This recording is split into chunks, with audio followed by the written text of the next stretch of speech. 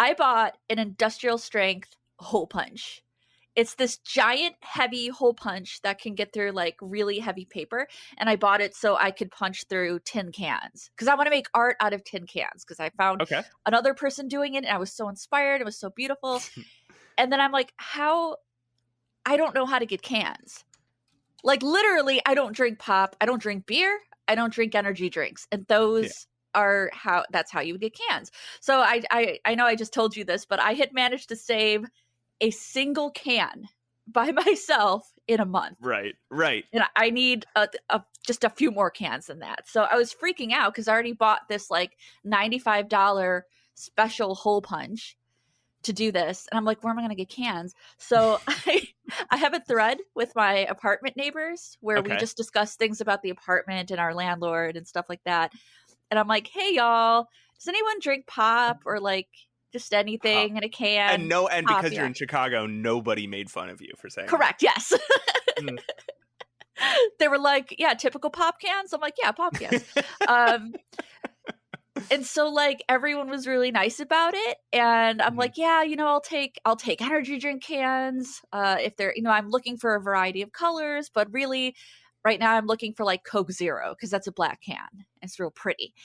Actually, I said I only saved one can. I currently have a full can of Coca-Cola in the fridge that I'm probably just going to toss. Oh, so I can wow. use the red. Just dump out and use Just dump it. I'm not, who am I fooling? Nobody.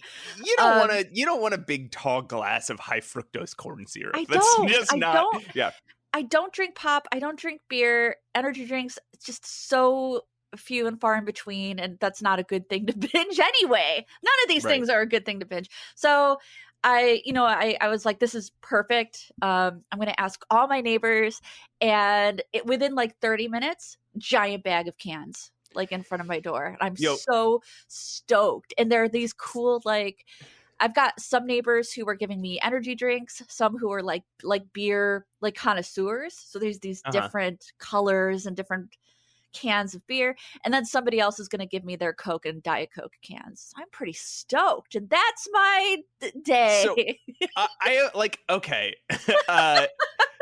You're like, I have questions. I'm also not a big soda drinker, right? Mm-hmm. It is so rare that I have just a Sprite or a Coke or a Pepsi or something like that, right? That's such a wild, like twice a year, if that, rarity. And usually that's just because, I really want to drink something flavored, but I am not drinking at this dinner or whatever. Right. Not drinking alcohol at this dinner or whatever. So there's zero probability that I will end up with a soda can in my house, right?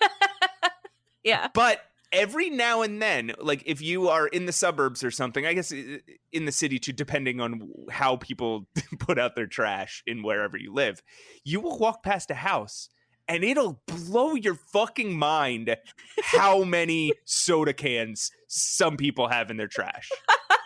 There are people that'll just buy like 5 and there are people listening to this that are like, yep. That'll just buy 5 cases of soda and then they'll have like 2 a day.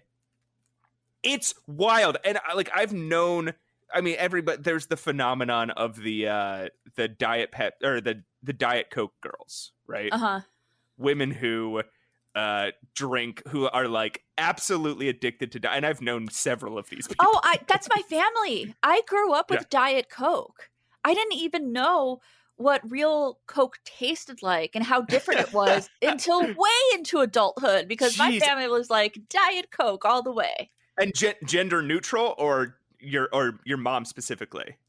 I would say more the women. So I would say my mom, my sister, my aunt. I don't know what my dad was. I think my dad just drank whatever the fuck was there. You know what I mean? Like a dad. That's like what dads do. Yeah, that's what my dad did. They are either really, really insistent about the things that they eat and drink, or they just do whatever's in front of them. He just like hoovered up anything that I made, even if it was terrible. Okay, yeah. So I've known some Diet Coke girls in my life, and they have been like, I cannot get through 5 waking hours without Diet Coke, or I will lose my mind. I just can't with that. And it's not like, people who are otherwise generally healthy and like normal people, just like, I cannot survive. And that's the way it's just some families are too. And I think my family was this way when I was a kid. Just like, you're going to go through a case of Mountain Dew or a case of Coca-Cola in half a week. And like, how do these people survive? How did I survive as a kid? Same. I don't know. She said as she drank her full mug of coffee at 7:30 p.m. Yeah, as he just finished his half a glass of whiskey. No, so anyway, that's my story. Okay. Cool. And I'm going to be doing art. And like I said, I was getting nervous. I was getting nervous because I had this is such a stupid thing to have anxiety over. Okay. Because I bought this hole punch. And I'm going to show you the hole punch after recording. You're going to be like, what the fuck is that? But I figured out a way to get cans. And now my neighbors are giving me all of their cans. And yeah, in this city, it's a little different than the burbs. Because we have alleys and like dumpsters in the alleys. I'm not going to go stalking people's alley for pop cans. I'm gonna look like a weirdo. Well, I mean, there are plenty of people that do that. I mean, I guess some people consider them weirdos, but I mean, what I'm saying is you are going to look like a person who is very hard up for money. And only a specific type of person will judge you. I'll be like, you don't understand. I need the pop cans for art. No, they're like, hey, no, it's okay. Look, I'm not judging. It's fine. You're fine. No, I just really need this Coke can. Okay, no, it's okay. It's okay. I need the red color. The red colors, Karen. I have a bit of change in my pocket if you need it.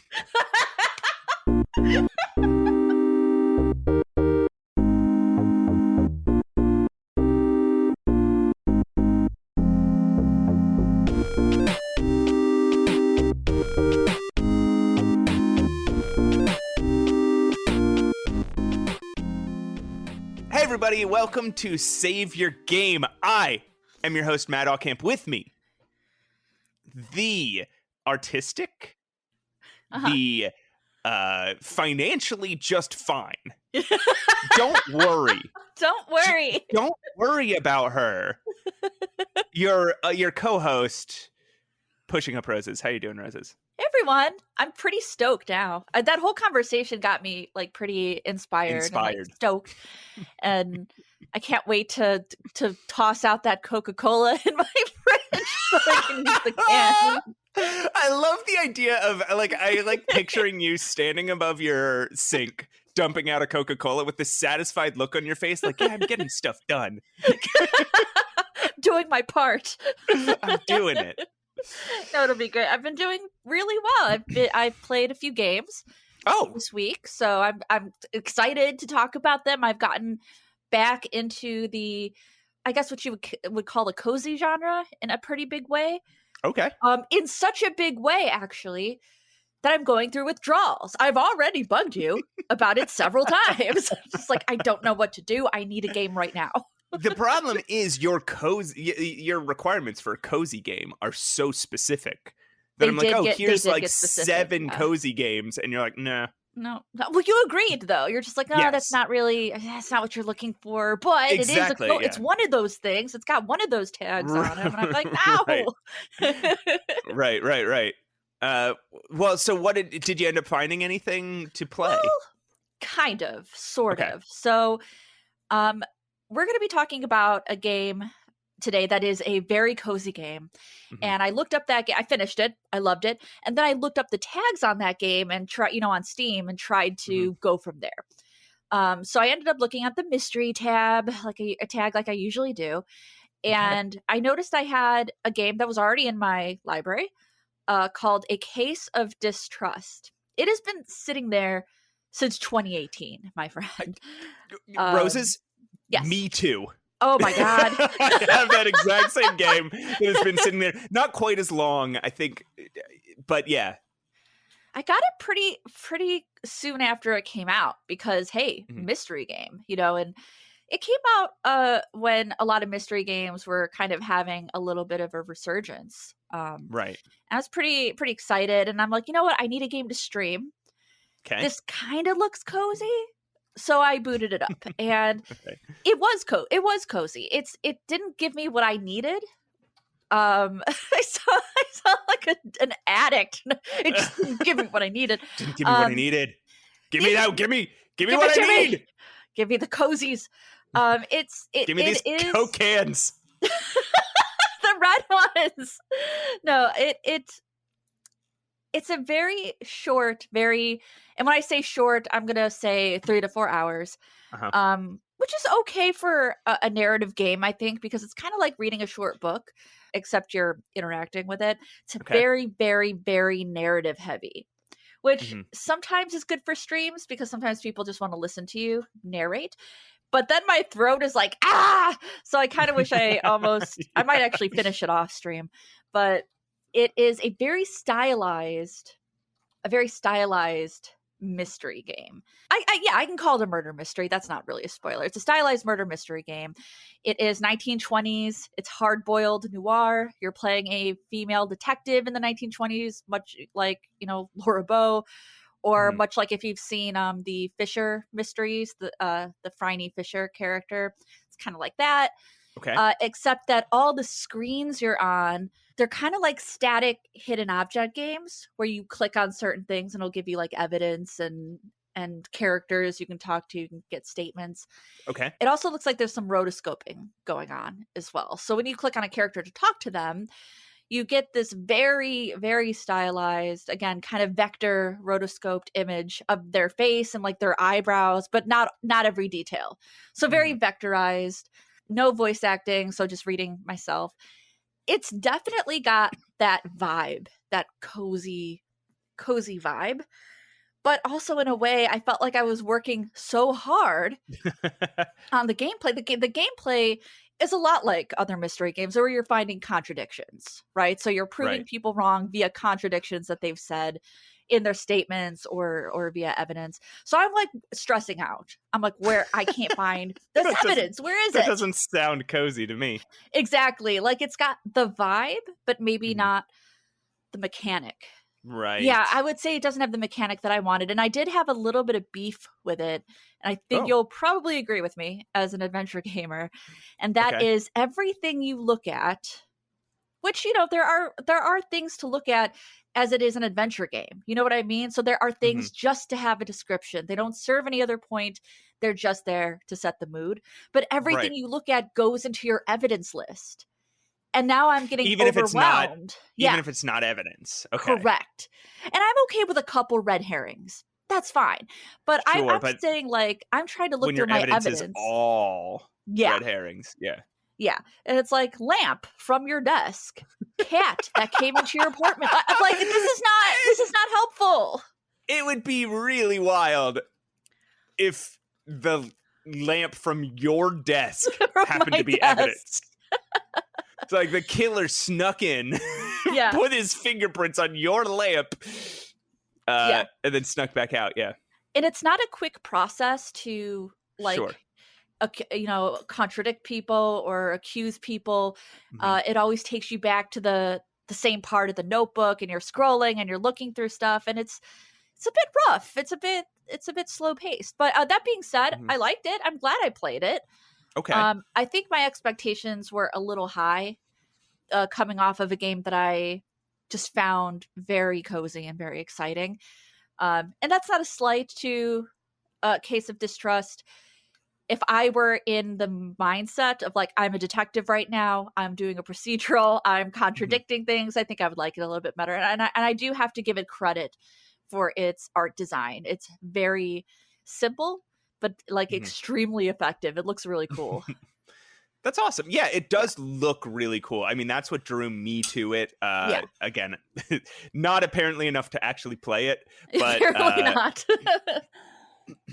But yeah, it looks really cool. It looks very dialogue heavy. I thought it was a visual novel.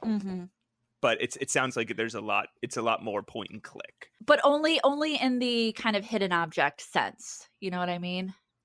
Okay. You don't you don't get inventory. It is just listed in your notebook. So but yeah, there is more of a mechanic there. I'm at the stage in this game where I'm supposed to be accusing people of stuff, but because I'm like tiredly going through all this evidence and all these statements, I'm like, oh, I'm clearly missing something.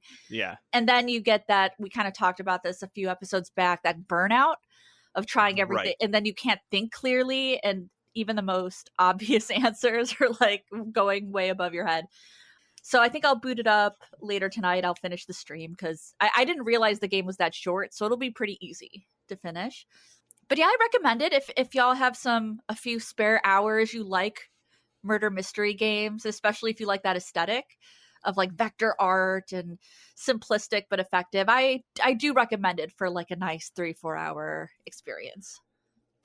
That's awesome. That sounds really interesting. It makes me want to at least give it a spit. Like I don't know how well, like you said, it's a pretty short thing. I don't know how long it would capture my attention, but it would certainly, a 3 or 4 hour experience would.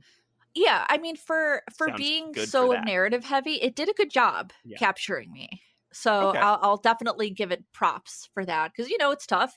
We just talked about dialogue trees that are like, oh, I want to click through these, but I didn't click through anything. I made sure to read everything pretty thoroughly. So yeah, that's awesome. And what have you been playing? I'm still stuck on. It hasn't been that long since we last recorded, but yeah. So I'm still stuck on Fallout New Vegas, to be honest. Nice. Besides the games that I've been playing for review that I'm not going to talk about until my reviews are out, and the games I'm playing for future episodes of this podcast. The game I've been playing for my relaxation is Fallout New Vegas, and it's just, I didn't talk about it much last episode, but I do want to talk about it this one because it's just so well done. What I love about this game, and I'm not saying anything game critics haven't been saying for the past 10 years, but what I love about this game is the devs thought of every moment and every piece of this thing, right? Like, and there's nothing that you're going to run into in the game, including just items scattered on the floor that somebody hasn't put thought into and really made a decision about. So you go into even like an abandoned house. You're going into an abandoned house to loot it, and the items that you find and where you find them are part of a story. Yeah, like you find, even if that story is just who these people were, like okay, there's TV trays sitting on the couch next to a carton of cigarettes, and in their bedroom their clothes are all grimy and everything in the refrigerator is meat, right? Like somebody thought of who these people are and why. Or in or in another house they have a ton of books everywhere, and there's I'm trying to think of the sort of things you would find in that house, but there's like fresh fruits, like that's a little classist of me to categorize those two in that way, but you know what I mean. Like, they have thought about who inhabits each house and what that person was like, and that's to say nothing of the quests and the their version of dungeons, which are like the vaults or the or like the factories or things that are overrun by gangs. Every moment of this game is thought through, and you're in a big deserted wasteland, right? So you would expect like Skyrim or like Morrowind or even like the other Fallout games, like you're going to have just miles and miles of textures that you just have to walk through, right? It's like, oh, somebody's just like, just paint this whole thing with sand and throw 7 rocks here. But it's not that way. Every point you're at on the map, you can look and see something interesting that you want to get to.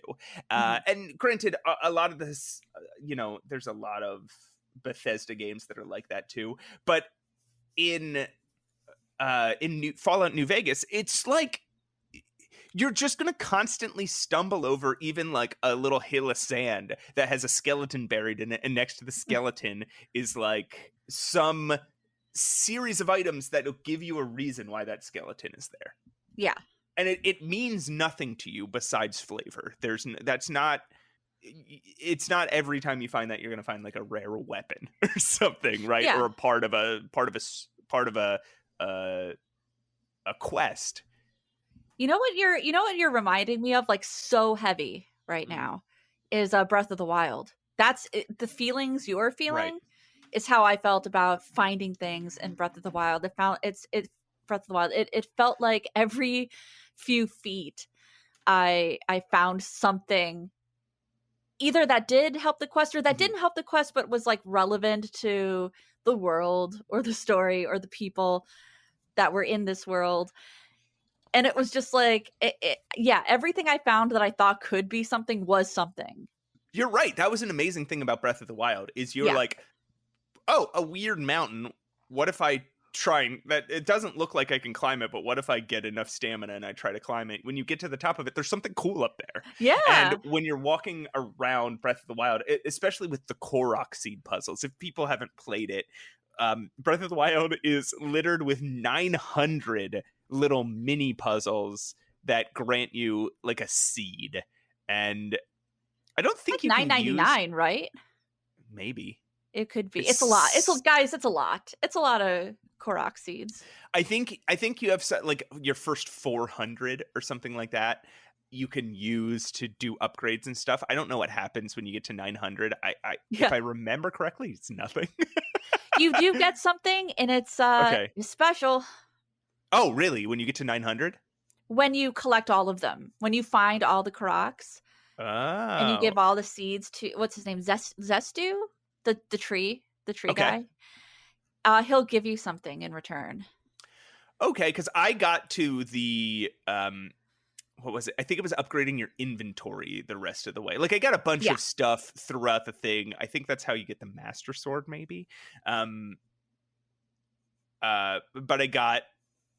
I think the last thing you get maybe is your inventory upgraded, and I got to that, but I never got to the full 900. Yeah, I didn't care enough to find all the Koroks. Insane.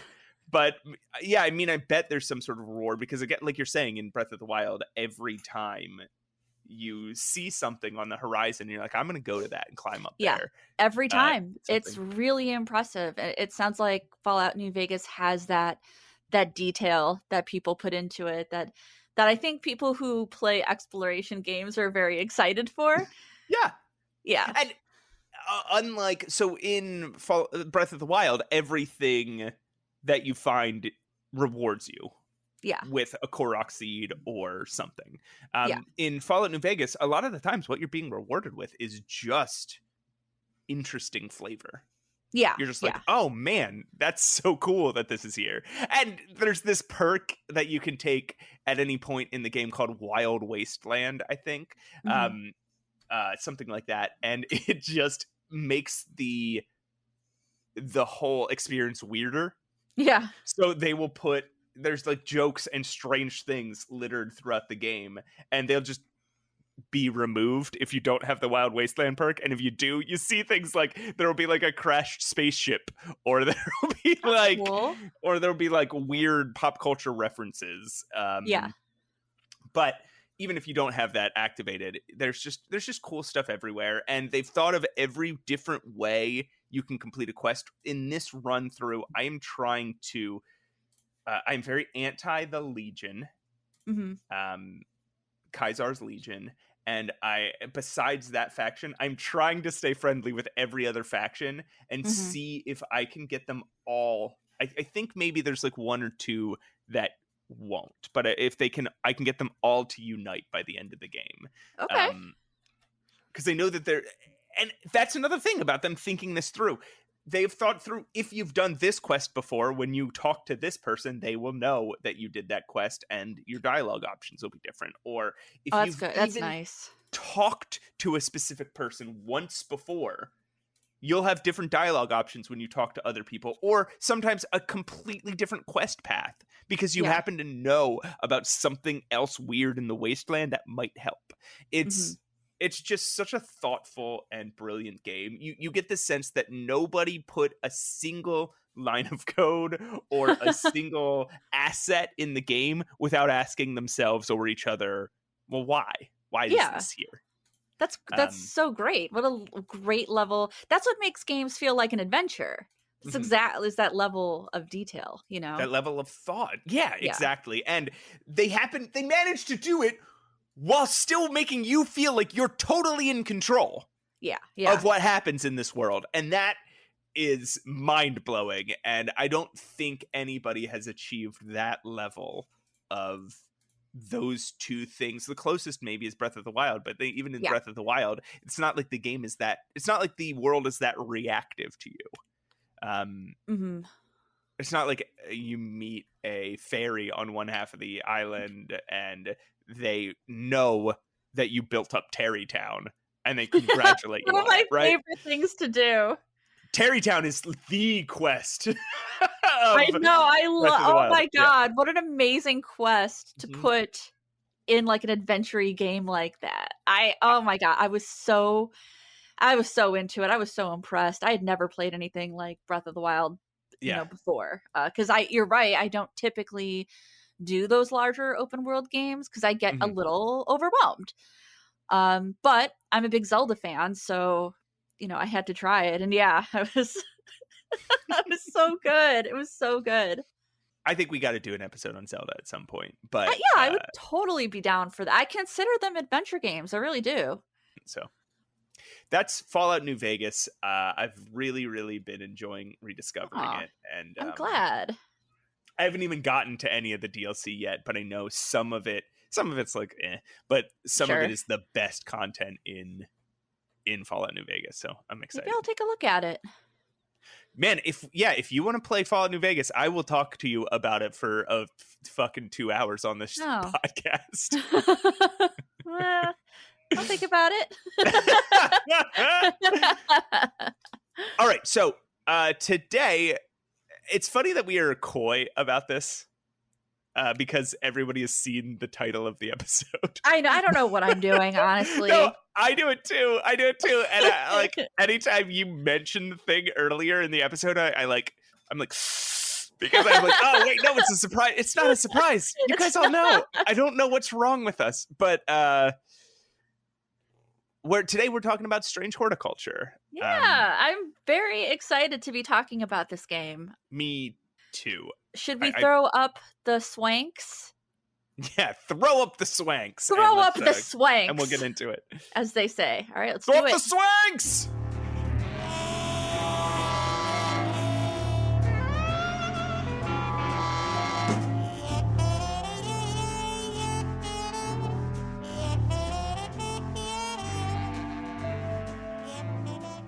Welcome back to Save Your Game.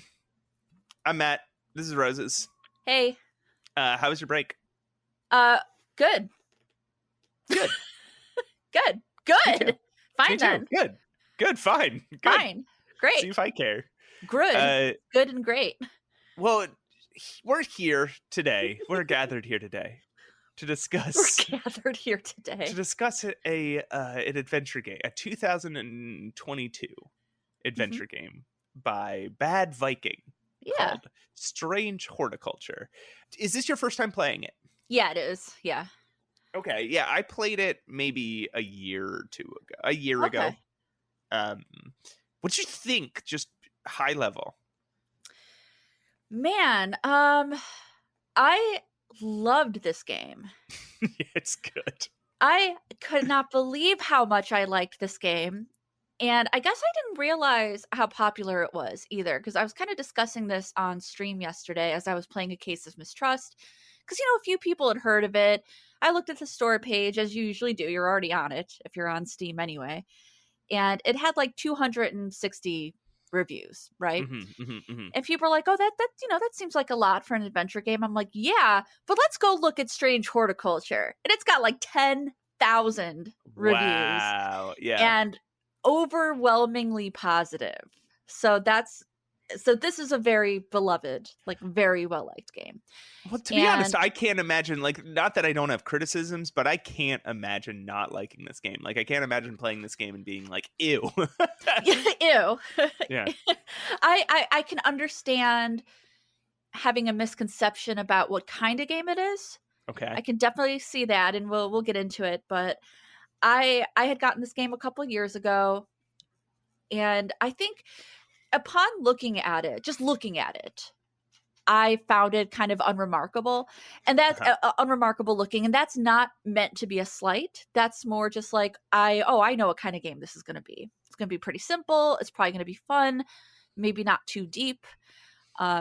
And I'm a believer that, because I'm an artist, and I'm a believer that when you make a great game, you don't necessarily have to make the best technical artwork, right? Right. So the portraits in this game, for example, they're very simplified. They're not these fine art, portraits like you would find in like Disco Elysium or something like that. Right. They're very simple. And so, I think I maybe judged it maybe a little too harshly. I thought it looked fine, but I wasn't sure where the game was going to go. And then I got into it. First of all, I found it very difficult to start because it kind of throws you in. I didn't get a tutorial, and I'm like, I don't know what to do. That's funny. I had to like give myself hints. I'm like, I have no idea. Okay. Absolutely no clue what to do. And then I got it. Once you get it, you get it. It clicks. There's like a mechanic that starts to roll. Mm-hmm. But this is one of the most special games that I have found in a while. There is something about this game and the combination of mechanics and genre and atmosphere that make it really unique. And I've been looking for a game similar since completing this, and I've not found anything. I've not found anything that I would like that even comes close. Do you share my enthusiasm for it? Yeah, I really loved this game. I stalled a little bit on it at some point, and I don't know why, because when I went back, I just devoured it. And I see what you mean about the art style. This developer, Bad Viking, had only up to this point made mobile games. Yeah. And it kind of comes through, right? I think they also made Flash games, maybe. But it like that kind of shows in the art style, at least on the surface, if you're looking at screenshots or whatever. When you're in it, the art style sort of wraps itself around you, and you feel sort of enveloped in this world. And it's, at least for me, I stopped feeling critical of the artwork in any way. I felt like I was in a world, and the world just looked like this. Same. I think it's something about, I think the things that add to that feeling, the feeling that you're in it, like the palette is so good.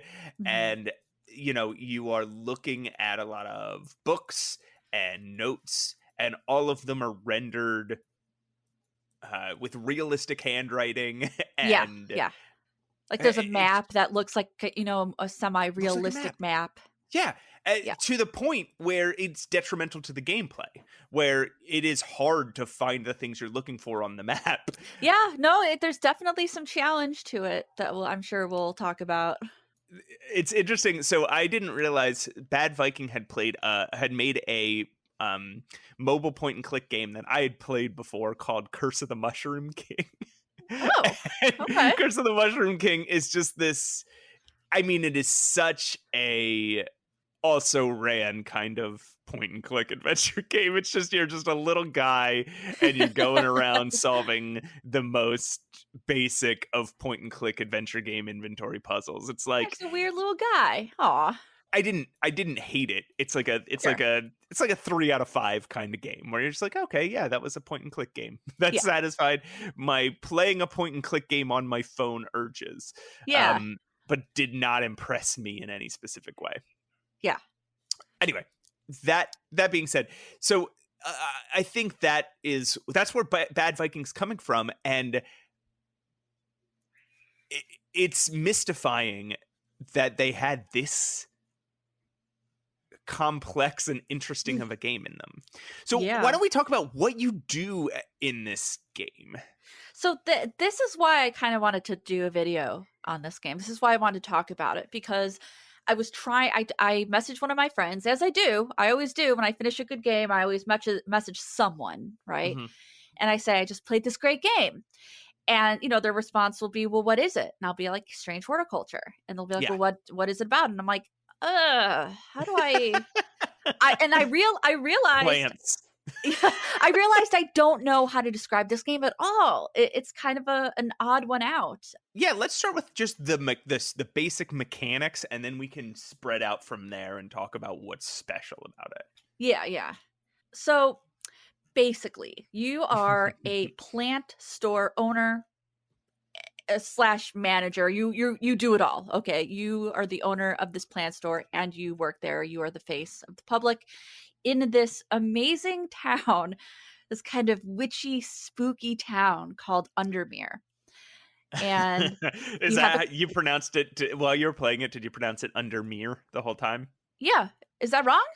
No, I think it might be. It's either Undermere or Undermar. Like mere Oh, mar is an Old English word meaning lake. Did I tell you I'm learning Old English? no. Isn't that weird? Isn't that a weird thing to do? That's very strange. I'm taking a medieval literature course, and in preparation for it, I was like, I'm going to learn Old English. Oh, It's just boy. the strangest idea that I've had. But anyway, mare is means lake in Old English. But while I was playing it, I could not stop in my head pronouncing it undermare. Okay. And thinking underwear, like every time it comes up, it was like the town of underwear, like constantly, just like the town of Undermare, like underwear. I think I say mirror because it just sounds a little bit creepier. Oh, Just definitely does. the connotation of mirror, just that sound. Yeah. So you are the owner of this shop. It's a plant shop. Mhm. But it's kind of like a witchy plant shop. You sell, these are fictionalized plants, by the way. I noticed pretty early on that the plants in this game, Mhm. in your shop, are not real as far as No. I can tell. You kind of deal in these plants that will help the inhabitants with certain things. So you'll get clients coming to you and being like, oh, I need courage. I need Mhm. bravery for this thing. And so you'll be like, let me look up a plant for you. And you look in your book and you try to determine which plant, if you have it on hand, because you actually collect plants, during the duration of this game. But you start off with a nice collection, and you try to find the right plant for the right client. Yeah. And usually it really is for these kind of witchy purposes. You know what I mean? To be in tune with who you are, to find bravery, to scare. Yeah. There was one woman who just wanted to scare someone. Yeah, That's kind of what these plants are for. The very first person I think that comes and asks you for help says, I'm hearing voices in my house Yeah, at night. exactly. And I don't know what they are. I don't like. She doesn't know if they're supernatural or not. Yeah. And she wants a plant that'll help her hear voices, and you find a plant that has that property, like this magical property where it allows you to eavesdrop on people. The game never says, like, there are plants that help you pick locks. There are plants that help you overhear things. The game never says how they do that. It just says that they do that. It's part of the world. That's just what these plants do. And, you get your reference book of plants. And a lot of the game is, again, looking in your book, reading the descriptions, and then trying to pick out the right plant. You can examine your plants too. That had a lot of challenge for me. I found the descriptions a little vague. Yes. So you do agree? Absolutely. I mean, sometimes you are Sometimes you are it's very clear how you're identifying a plant. So you again, you have all these plants. You can drag them to a little you can drag them to like this like a microscope thing, and it'll give you a description of your experience with the plant. So it'll say, what'll it say? It'll say like, the flowers and you can see the plant. Yeah, So you can you see it. know You'll what have a it looks visual. like. Yeah. And it'll say like, oh, the flowers smell fresh Yeah. and kind of like butter or Yeah. something. Or like it And smells pungent or sour or yeah. exactly. And then you will get, and they'll say something maybe like, it's got stiff and waxy leaves, or Yeah. handling this plant kind of makes my hands hurt. Yeah. And then you will have to consult your book, and your book will say, you know, you might find a plant that's like the the leaves of this plant, the flower is beautiful and smells delicious, but the leaves of the plant are Yeah. poisonous to the skin. And you're like, oh, okay, maybe this is that plant. But sometimes the book will just say like, it has red leaves. Yeah. And Yeah. It has short leaves. Like, short oh. leaves.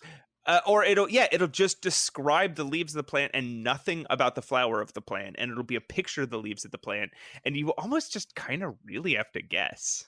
Yeah, you just have to put your best guess forward. Which again, I think we've kind of talked about that. I'm not a big fan of guesswork. I Right. like things to be a little more clear, but I Yeah. could also see this game needing maybe to have a little bit of challenge to it, maybe even a realistic challenge if you're actually a person like looking through Yeah, I a don't book know of plants. shit about botany. Yeah, I don't know shit about plants. Are you kidding me? Well, now I'm an expert on these fictional plants Oh, from yeah. Strange Horticulture. And I want to make this clear. This game is not a life management game. This is not plant management. You are collecting plants, you are naming them. And that's kind of cool, right? You can collect them and kind of organize them on your shelf, and you can put a little label on them once you identify them. And that's handy. However, this is not plant management. That's not the kind of game that this is.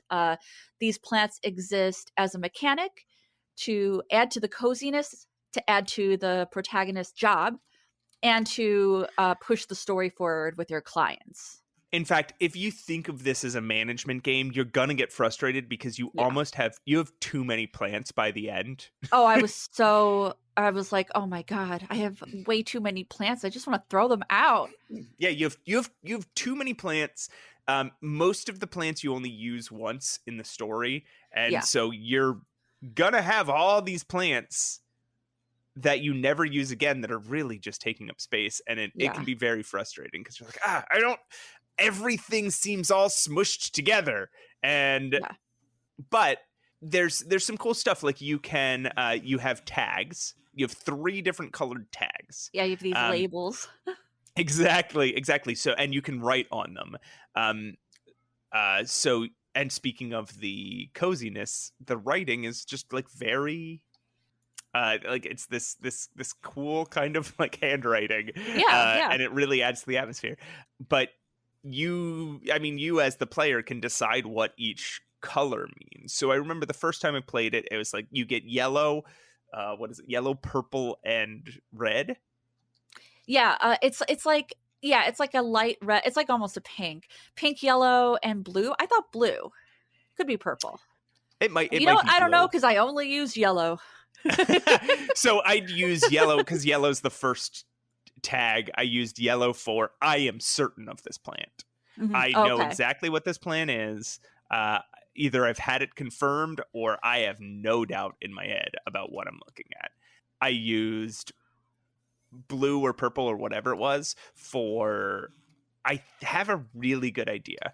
This has not been confirmed, but I'm pretty sure I know what this is. And then I used red for I have no fucking idea.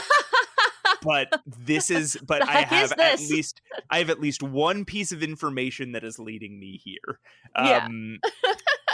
And so as I was going through, it'd be like, I'd look at the red plant, and I might have 3 red plants all named. What is the name of what are the names of some of these plants? Do you have? Oh gosh. Like corpse hand or corpse fingers or something. Do you remember that one? Right. St. John's Poppy was one of them. Jerry Say- Gold, something like that. Dead Man's Fingers, is that what you're thinking? That's what. Yeah, Dead Man's Fingers. Yeah. Glowhorn. Yeah. Trying to think. Lesser Meridoc. Oh, one of the, and we'll talk about this in a second. One of the last ones I used was Meek Dew. Meek Dew, yeah. I replayed it a little bit today just to refresh myself. Yeah. But these. So, like, I might have 3 plants named Meek Dew, right? And then I start scrutinizing them as I get maybe more information, or I don't get more information. I just have to think a little harder about it. And so, tell people what happens when you get it wrong. Oh, so when you get it wrong, your brain breaks, basically. Yeah. If you get it wrong enough times, you get enough times. Yeah. It gives you a couple times, and then it's like, well, you got it wrong. You don't die. You don't lose the game. But if you give somebody the wrong plant, your brain breaks, and you are forced to play a very small logic puzzle. So imagine one of those games where a letter has been torn into pieces and scattered, and now you have to put it back together in its right formation. You'll get just very small logic puzzles like that. Yeah, you get like a stone that's been shattered. So it's a couple things, like, and I think they're all metaphorical. Like, your mind is shattered, so you have to put it back together, or you have locked yourself out of your thought processes because you've gone and it's basically like, if you get it wrong enough, you are constantly on the brink of insanity because this world is stressful.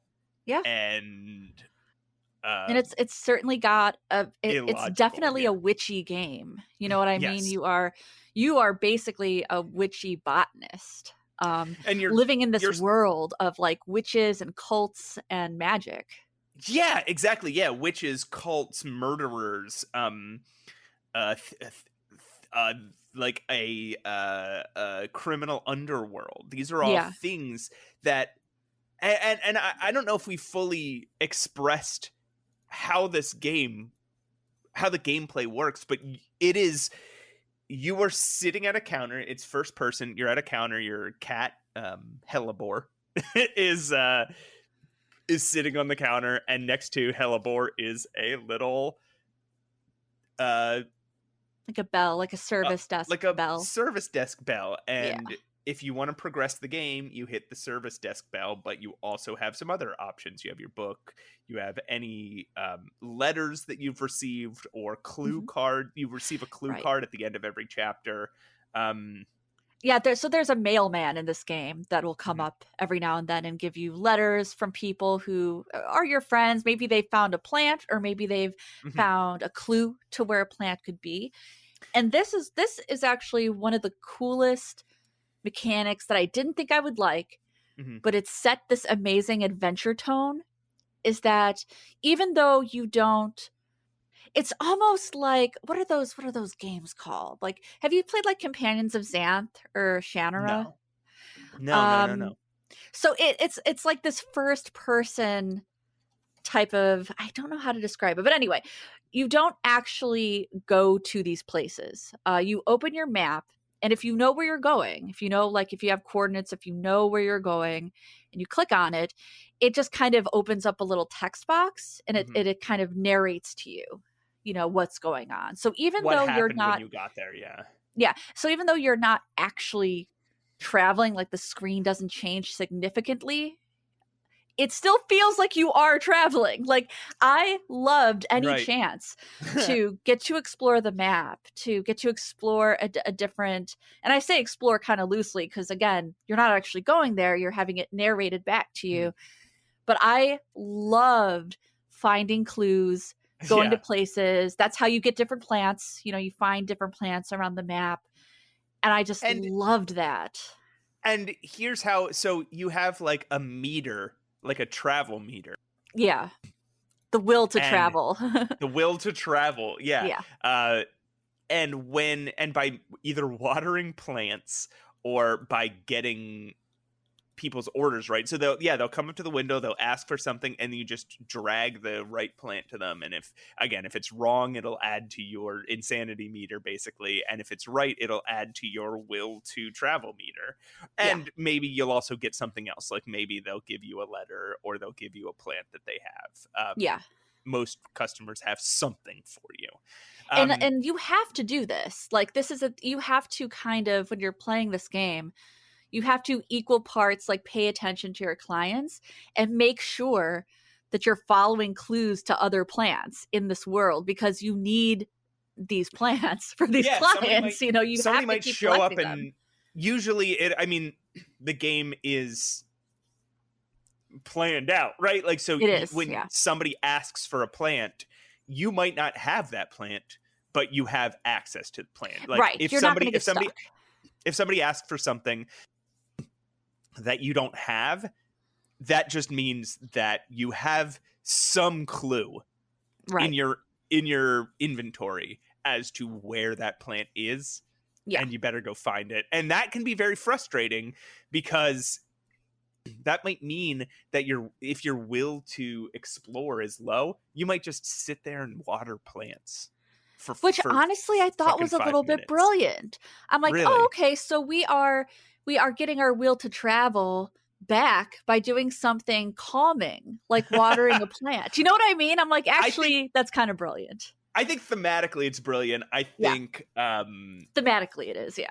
But I think, like, mechanically it can be. That is the only thing that really frustrated me about this game, is that there were some times that I went to the wrong place, lost my will to travel, and then was just sitting there watering plants. Yeah, I understand.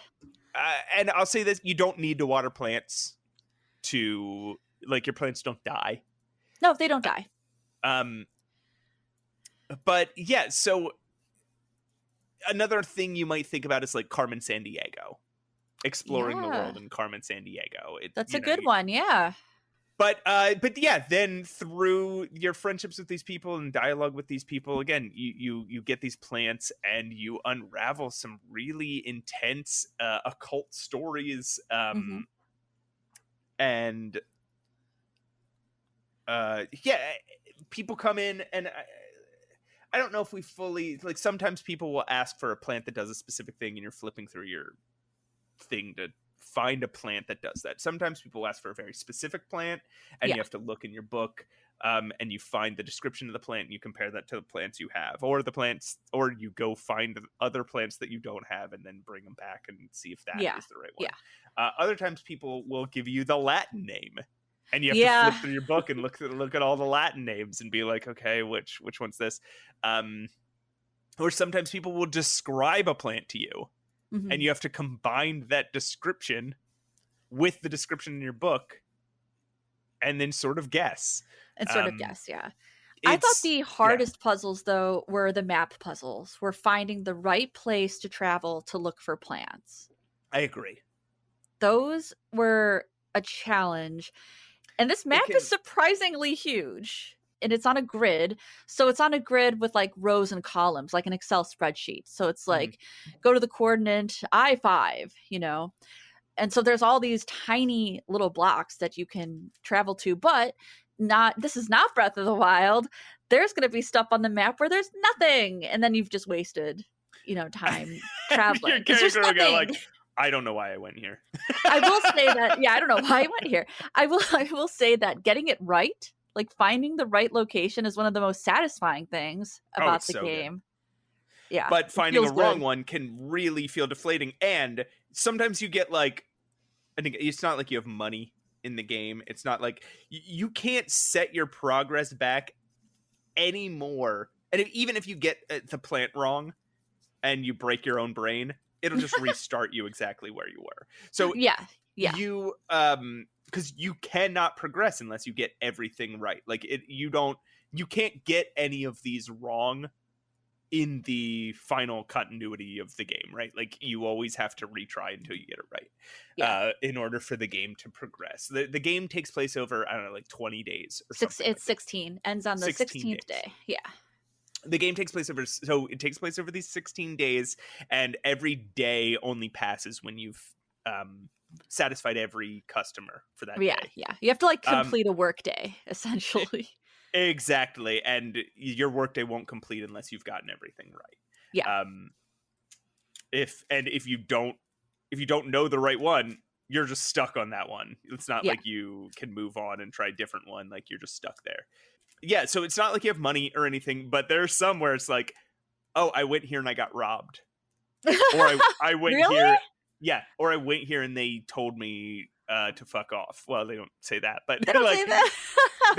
I went here and they told me I can't be here, and then you take a hit to your sanity meter, and so now you go back. You're back in the shop, and your will to travel is gone because you just traveled. So you gotta go water some plants. And you get hit with a blow to your like sanity meter. Yeah. And honestly, that sanity meter, it's so frustrating. It's good incentive to make sure you get everything right. Because man, did I not want to do these puzzles. There's a hint system in this game, and I became unashamed of using it because I did not, under any circumstance, want to do those puzzles again. The puzzles aren't that bad. It's like there's one where here's the problem. I found the stone one infuriating.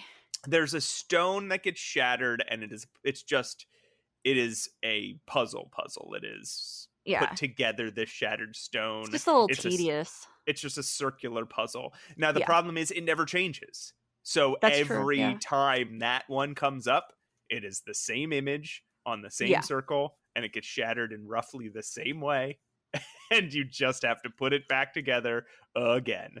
And then there's one that is locks. So you have like that one I find really easy, and I can get through that one in a couple minutes. You have 3 locks, and the amount of keys you have to fit each different shaped lock increases with each subsequent unlocking. So the first one you have like 5 keys, the second one you have like 9 keys, the third one you have like 12 keys. I think I'm overstating. I think it's like more like 3, 5, and 10 or something. But it's it's like you just kind of compare the shapes. Are there any other ones?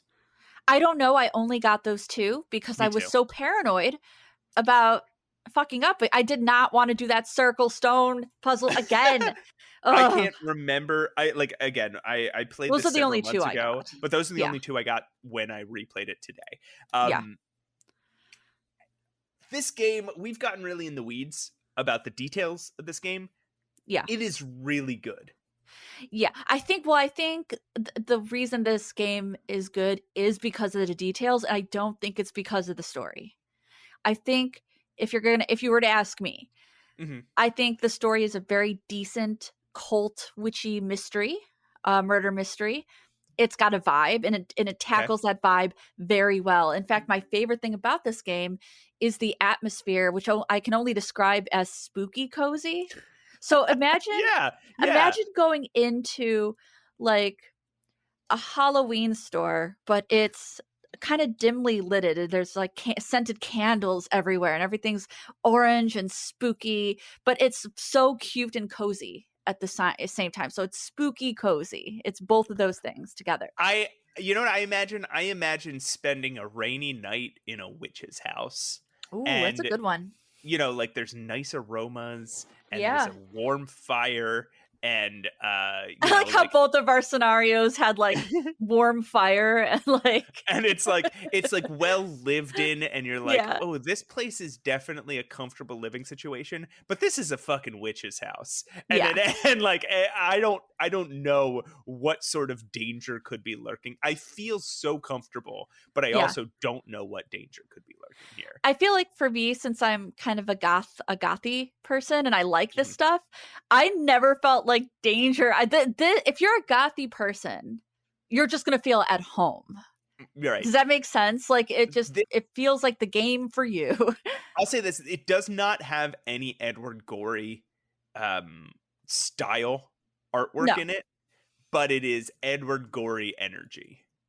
Yeah. Okay. I can see that. Is how I feel about it. And when I hear the words, and when I think about the idea of cozy gothic or cozy spooky, I think Edward Gorey. Yeah. See, now when I think that, I just think of this game now. That's what I think. That's This is the perfect, or again, like I said, like almost going into, it's almost, for me, yeah, it's almost like being in my study Mhm. and thinking about and like reading conspiracies.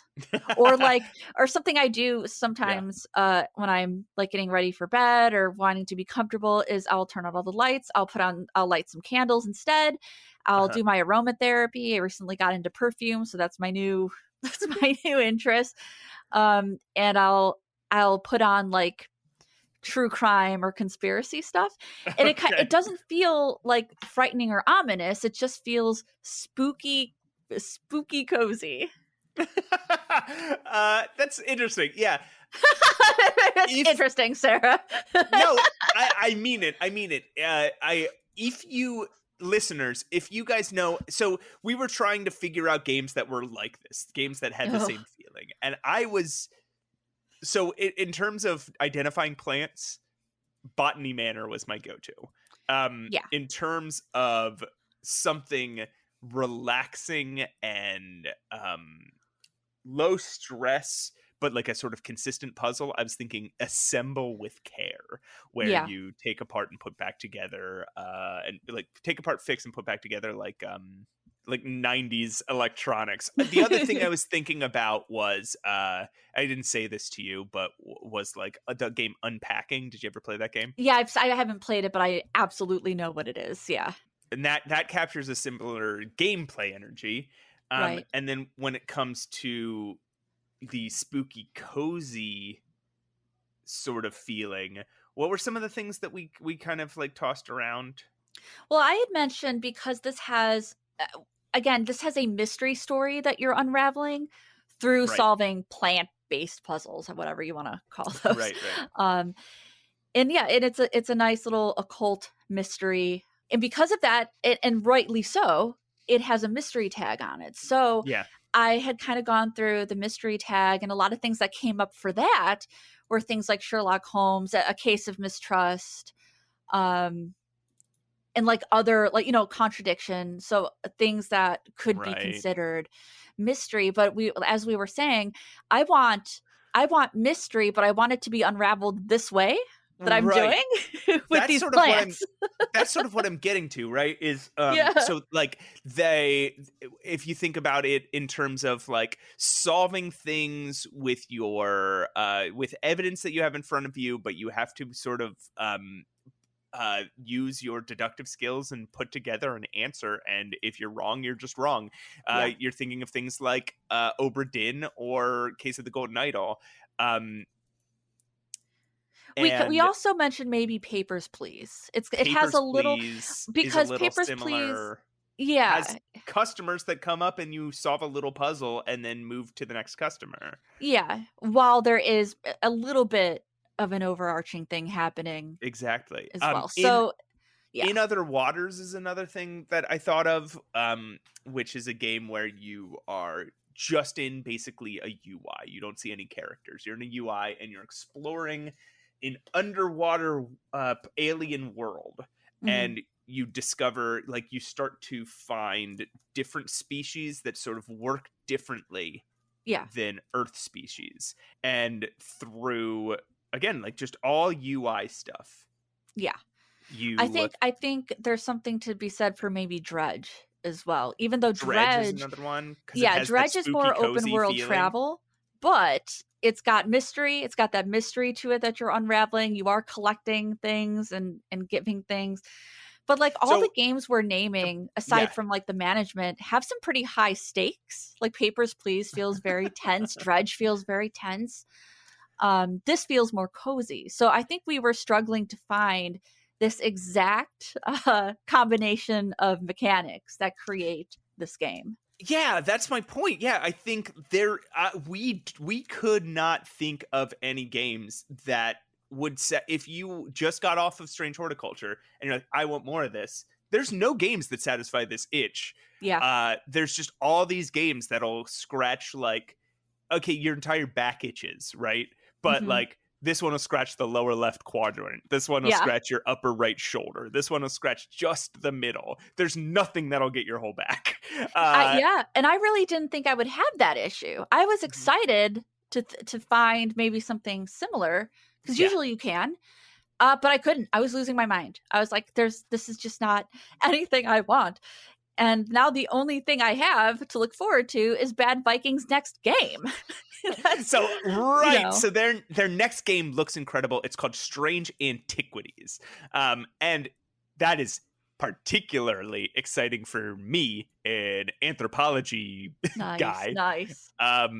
It looks exactly like Strange Horticulture. Mm-hmm. It's even got a little cat. It's got a different. In Strange Horticulture, you of course get a black cat, being a witchy woman. It's really interesting that these games, one is clearly like a Sarah design game and the other is clearly like a match interest game. It's fun.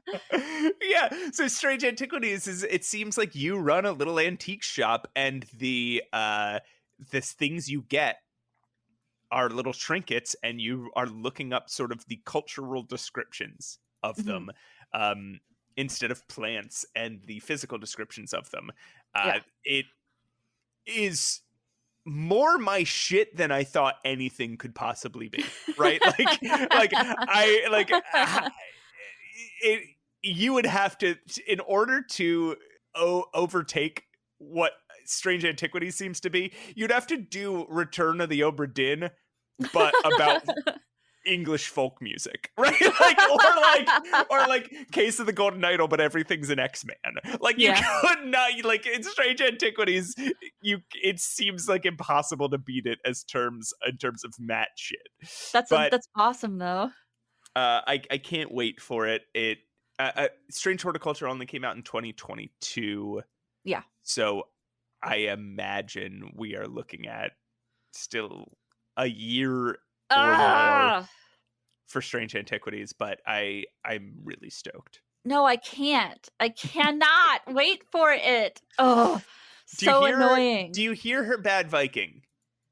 She hear cannot wait for it. I can't. And she said can't. Not doesn't want to, but can't. So Please do something. You don't have a choice, is the thing. You actually don't have a choice. Clearly you care about the witches of the world. Come help me. Do you have anything else before we go? Do you have anything else to say about nothing that we haven't said. I just really want to reiterate that I really think this game has something special. Yeah. Like it created, like I said, the story, it's fine. If you like occult things, if you like murder mysteries, you will like the story. It will unravel as you do the puzzles. It's fine. And I liked it. But that's not what drew me into this game. What drew me in really was that spooky, cozy vibe and how I felt playing it. How I felt as I labeled my plants and helped my customers. And I've never seen a game with this kind of many mechanics put into it to create an adventure. And so I really think it's something special. I really think you should all play it if you haven't checked it out yet. And I can't wait for Strange I can't. Y'all hear me? I can't wait for Strange Antiquities. She says can't. I'm saying can't, and I don't mince words over here. That means that you don't have a choice. If she said won't or doesn't want to, like, you could push back on it. But she says can't. You have to save my life. And anyway, that's what I'm going to end on. It's just an incredible game. And I'll say this, you might not like it, but you will have never played anything like it. I agree. So before we leave, and when I say leave, I mean before we go into our amazing rating every adventure game ever made. The best segment that should just be the whole podcast from now on. Yeah, the best segment. Oh God, that would be so tedious. Can you even imagine if that was the whole podcast? Oh my God, I listened to a podcast that is that with X-Men, and it is them ranking every X-Men story. And granted, they've read them all. So it's not like they have It's not like with us where they're just making some of it up because they've never experienced it. But yeah, it can, like, I will listen to it. I will binge it for like maybe a day. Oh, good Lord. And then I can't listen to it again for like 2 months.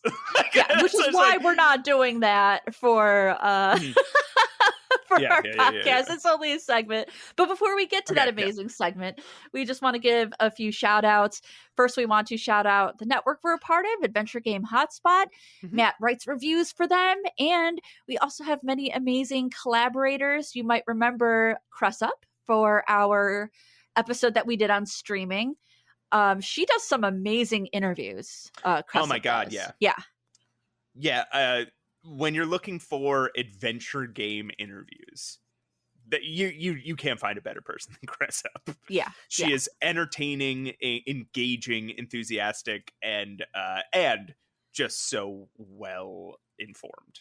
Yeah, very knowledgeable. And some incredible guests too. So definitely check her out. And also you may want to check out the Adventure Game Hotspot podcast, which we've both been on at certain points. True.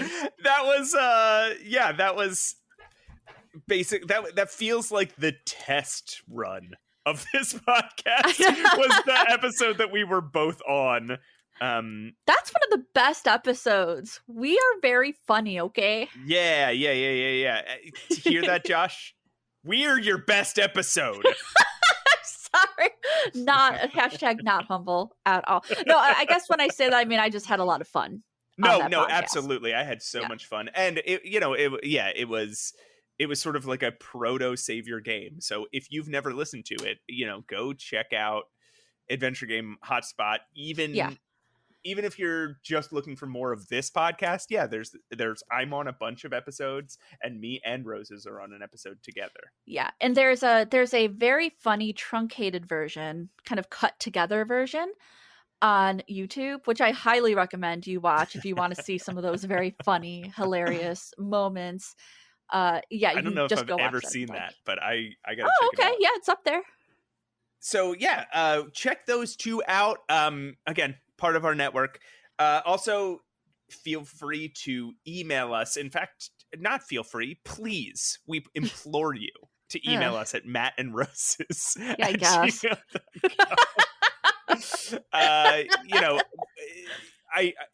I know you guys are going to be tempted to just send us recommendations, and that's fine. You can, but we would prefer interesting questions. Yes, not just please. Like what's your guys' favorite inventory object, but like thoughtful questions that we can really dig into, something that can really spark conversation.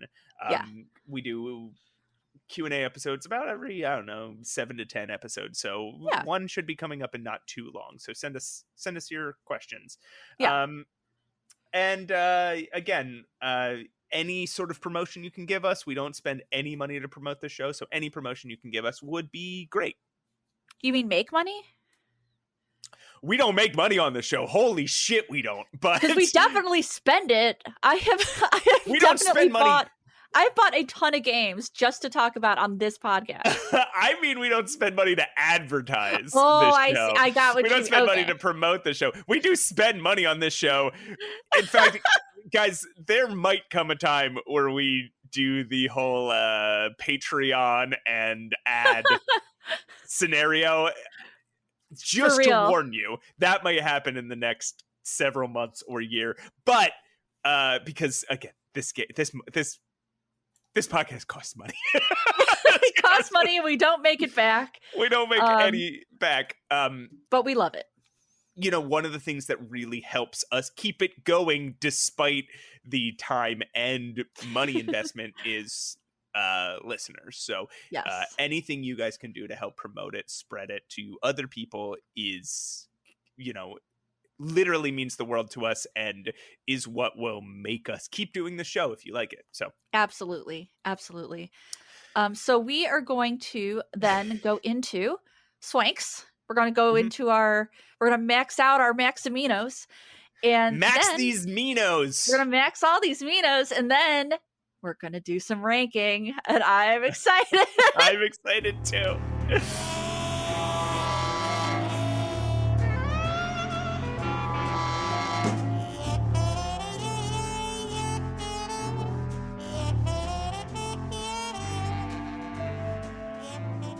everyone, I hope you enjoyed your break. I'm Pushing Up Roses.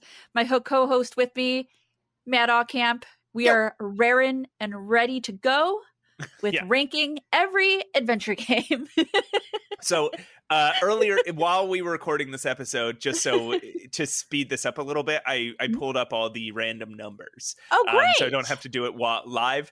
And I've taken a look, as I do it, I just glance at it. I don't look at the titles, but I have everything on the spreadsheet that I've played is highlighted in green. Everything that I own is highlighted in blue. Everything that I have started and never finished is highlighted in yellow. It's just a weird system that I have. Okay. The only reason you need to know that is that there are so many games here that we haven't played, but also there's so many games that we weirdly have. We've played together. We have played so many adventure games. So as we look through these, I don't know if any of these are games that we've played. It's gotta happen, right? There are gonna be times that it's gonna be 4 games we've played. Absolutely. And there are gonna be times there's gonna be 5 games we haven't. So many. I know. So, okay, let's jump in. 931 is our first game, and it is, okay, again, I knew some of these were highlighted, but I didn't. This is a game that I own and have not played yet, and I am so sorry, Francisco, if you're listening. This is Ben Jordan, Paranormal Investigator. Oh. Case 7, The Cardinal Sins. You know what? Guilty. I have also not played the Ben Jordan games, but I've played Ben Jordan 1 and I liked it a lot, but it was also the first game. So, I'm sure it has developed since then. Oh yeah, for sure. Where would I place the Ben Jordan? Because these are a little bit older now. They're a little older, and they are his freeware AGS games. It's before he really came into his own as a developer. So if I were basing this on Ben Jordan 1, I would put it above our mediocre block. Yeah. But maybe below the very interesting stuff block. There's the very interesting, the weird experimental stuff. But this is Francisco still learning how to make games. Lamplight City goes on here. It's number 1 over Frambeau in a second. But Ben Jordan, Paranormal Investigator, he's still kind of learning how to make games. Yeah, that's fair. And they're kind of shorter. Again, definitely above the mediocre block.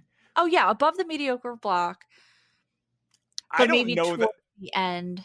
I don't know that it goes. So what we've got there is Legend of Hand, Hell, a cyberpunk thriller, and Dark Grim Mario. Please put it above those. And the reason I would say that is simply because these games have definitely solidified their place in adventure gaming.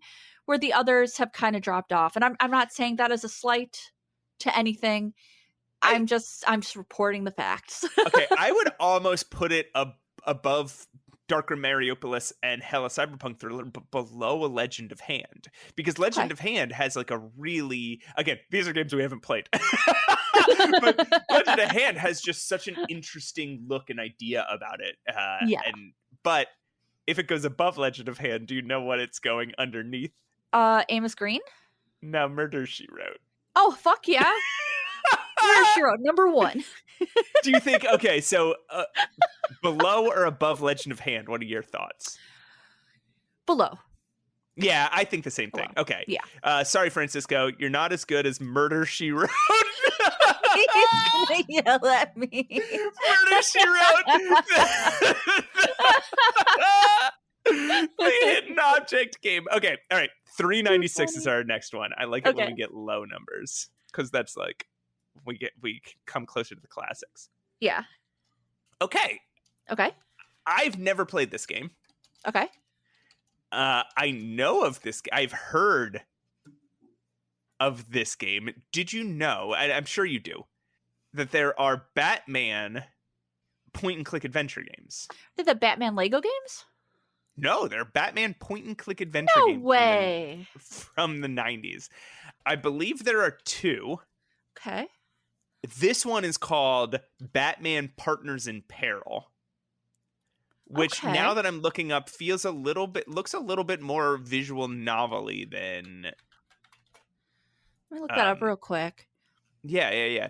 Oh, wow. There's riddles, there's a maze. That looks kind of cool, honestly. It does kind of look cool. I know there is another Batman adventure game that I think is point and click, if I'm remembering That did not correctly. seem to come up. Hang on. PC Gamer. Batman point and click from long before. I'm looking at a Reddit thread, and it was called the Batman and Robin Activity Center. No, I'm not looking at that. I'm looking at the Batman Returns. That's not it. Yes, Batman Returns is what I'm actually thinking of. Yeah, that does look like a point and click.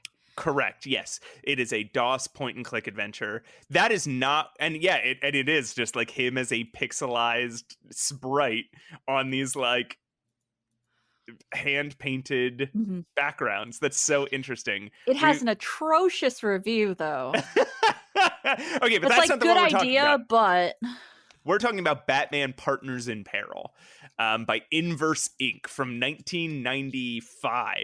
Good lord. I know. Or 1996, sorry. I apologize. I think this is going to go kind of low. Above the bad games, but maybe like below the mediocre games. Yeah, I agree. Okay, so do say it goes below Minecraft story mode, but above Blue Force? Yes, I think. Okay, all right. I love how we're just always on board. We have yet to be, one of us has been like, I think belongs here, and the other one's like, no, actually, and like, well, I made a completely case. different Remember, idea. Yesterday I made a case for like, what it was, a Byzantine betrayal. I told you to tie it for now. Right. Okay. All right, our next game. This game is very recent. It is 2390. Another game I haven't played, but I've played games in the series. This is Amnesia Rebirth. Oh, Amnesia. Have you played the Amnesia games? They're too scary. They are very scary. Like, I tried, and I'm like, no. No. Nope. They're However, very quality good. is up there. Yes. I have played the first Amnesia, and I've played a little bit, and I've played some of the short games, and I've played A Machine for Pigs just a little bit. Yeah. But I've never played Amnesia Rebirth.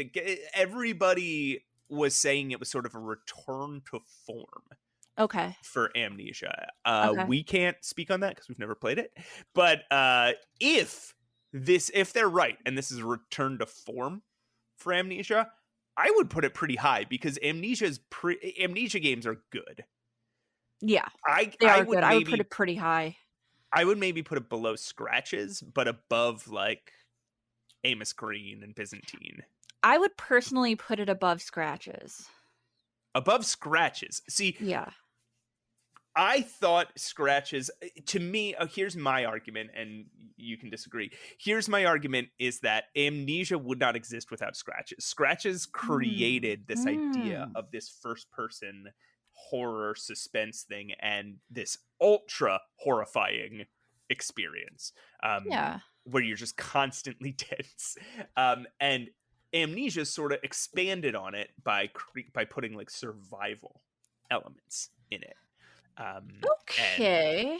So I would actually, that's why I would put it right below Scratches, and I would continuously argue as we keep going to leave them together. No, now that I think about it, I would probably, I would agree now that you've said that, but also I would also agree that, or I would also think that Scratches is more of a very traditional point and click, where Amnesia maybe falls into adventure survival horror.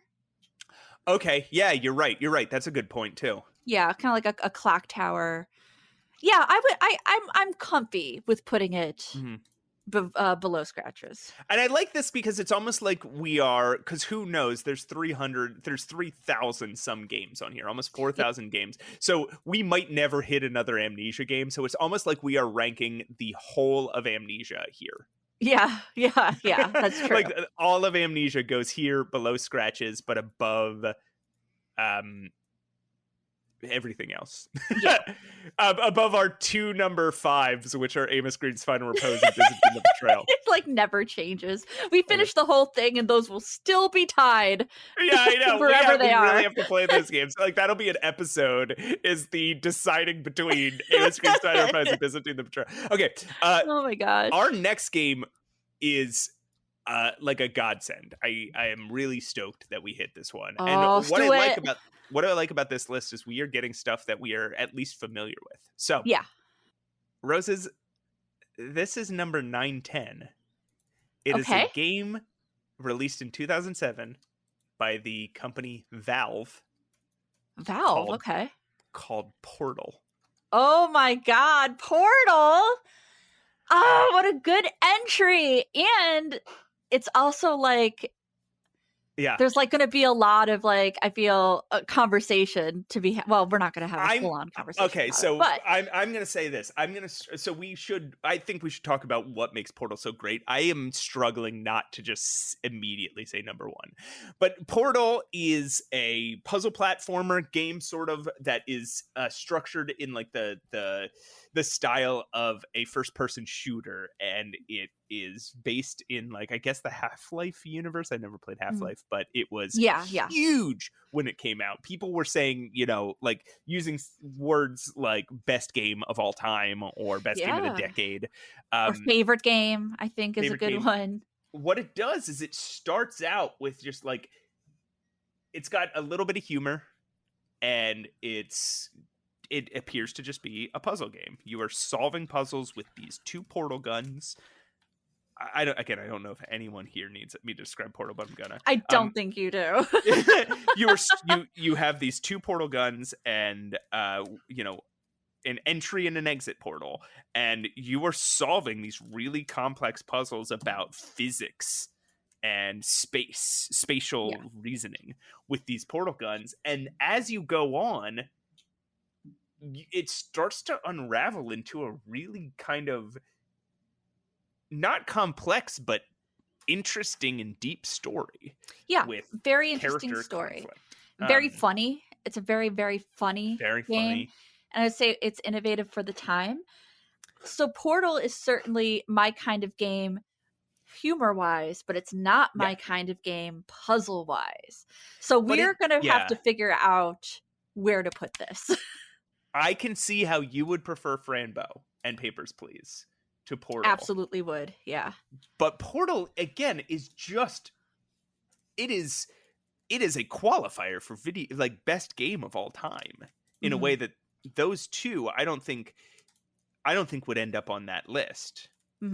Maybe if you had a list of the 500 best games of all time, Franbo and Papers, Please would end up on it. But I don't, do you want to put this as our number 1? I do, but I know I hear that you don't. So, well, here's my thing. It should go above Franbo, though. What's number 1 right now? Franbo? Number 1 is Franbo. It needs to go above Franbo. Okay. So I would say put it as number 1 right now, and maybe that'll change. But the list of how it is, like, it's not my number 1 favorite adventure game. It's just not, But you are going. Yeah. This is going to be one, as soon as a game that you like love comes on here, you're going to be like, get that out of here. Yeah.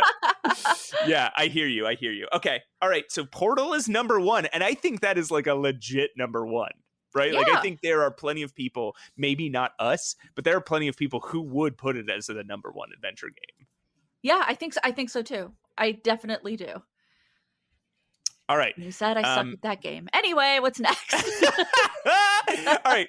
So here's our 5th game, and we might stop here. How much are we? Yeah, we're an hour 42 in. Oh, yeah, we need to stop. So this is our last game. So we just had to cut something out because I had a mistake on my thing. So what we will do here, we're going to roll it live. Rolling it live. No whammies. All right. Sorry, I lost my random number generator because I wasn't expecting this. So 32, 69 is how many we have left. Okay. All right. Hope for a good one. Ready? Yep, I'm ready. We got 1068, which is... Come on, baby. Come on, baby. Oh, okay. Okay. This is going to be hard to Google. What is it? It's called Again. Again? Yeah, it's a game called Again. Okay. It's called Again. All right, here's some things that'll help you. It is by Sing, C-I-N-G. Okay, it came up right away. I found it. Okay, yeah. So, it's a Nintendo DS game. Yeah. All Looks right. like it's an bad, FMV. off to a bad start. Yep, Nintendo DS had some really bad adventure games. It's called Again Interactive Crime Novel. So good. The interactive crime novel Again. All right, let's see.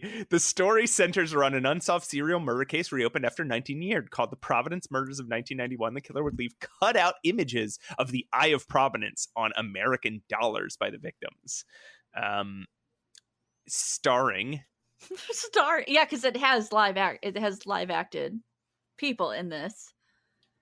Okay, you're Jonathan Weaver, nicknamed Jay, along with his partner Kate Hathaway. Motion capture actor Eric Bozic and Renette Tom. I don't know. Well, I don't know, listen, man. It's got 50% on Metacritic, as 2.5 on Amazon. It looks not great. It's got 3.5 on Adventure Gamers. It's got 3.5 on Adventure Gamers. I don't know if I trust it. Are you looking at this? Emily Morganti reviewed it. I don't know her reviews offhand, but Again could have been better, but it's still a must play for fans of Sing's other game. Okay, so this is a Sing fan. I do trust Emily. I know their reviews and I do trust that, but okay. I don't know where to put this thing. I'm sure I've read her weird. reviews. I don't know her reviews by name, unfortunately. It looks weird. I don't know. This is mediocre. This falls in the mediocre category. To me, it's mediocre. It's not the worst game I've ever seen. It's certainly not last. But all right. So then, okay, if it falls in mediocre, it's gonna go above Elena Displaced Reality, which I would agree with. Okay, so now, if we put it there and below Krabat and the Secret of the Sorbian King, here's what we have: our wall of mediocrity now is a mediocre point-and-click game, Krabat and the Secret of the Sorbian King, a mediocre detective FMV game, Again, a mediocre walking simulator, Elena Displaced Reality, and a mediocre choose-your-own-adventure game, Minecraft Story Mode. So, we've run the gamut here. We have hit peak mediocre. Yeah. Peak mediocrity. So do you agree it goes above Elena but below Krabat? I could put it there, yeah. Okay. All right. I could put it there. And that's our last game today. That was a wild pick. Yeah, that was a wild round of this game. That was all over the board. I am really into that. Again, I'm sorry, Francisco, that your game is 2 below Murder, She Wrote, and you can blame me. It's okay. And 5 below Amos Green's Final Amos Green's Final Repose. But hey, you beat Dark Grim Mariupolis, so. Yeah. So there's some good things there. All right, we have 21 games on our list. This is great. So that will do it for us. Yeah, right? Yay, we did it. We did another podcast in the basket. I love having your cat? Yeah, hitting the cat. The cat ate the podcast. Sorry, everybody, no podcast this week. The cat ate it. No podcast this week, guys. I can't believe my cat's been here listening to me ramble, just dead to the world, asleep in her little pink bed. Aww. She's so cute. I just love her so much. Well, I think before we leave, you told me off air that you have one really intense piece of wisdom for our listeners. So I think they should really like focus in, listen up, and go ahead. Yeah, I think just come closer to the screen, closer, okay. Right. Closer. Okay. Okay. All right. Podcast is art. And artists suffer?